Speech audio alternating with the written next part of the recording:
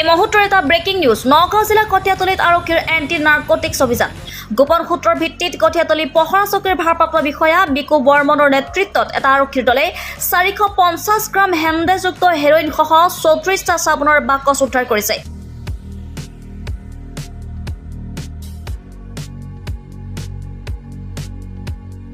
দবকাৰ পৰা নগাঁও অভিমুখে গৈ থকা AS02AK 2848 নম্বৰ এখন এল্ট্ৰ গাড়ীৰ পৰা এই ড্ৰাগছখিনি জব্দ কৰে আৰক্ষীয়ে।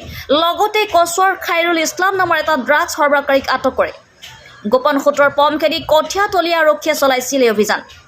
পুনৰবাৰ জনাইছোঁ নগাঁও জিলা কঠীয়াতলীত আৰক্ষীৰ এণ্টি নাৰ্কটিক্স অভিযান গোপন সূত্ৰৰ ভিত্তিত কঠীয়াতলী পহৰা চকীৰ ভাৰপ্ৰাপ্ত বিষয়া বিকু বৰ্মনৰ নেতৃত্বত এটা আৰক্ষীৰ দলে 450 গ্ৰাম সন্দেহযুক্ত হেৰইন থকা 34টা চাবোনৰ বাকচ উদ্ধাৰ কৰিছে।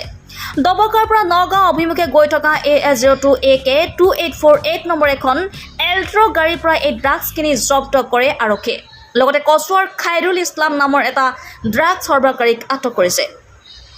গোপন সূত্ৰৰ পম খেদি কঠীয়াতলী আৰক্ষীয়ে চলাইছিল এই অভিযান। News desk report Jamuna 365।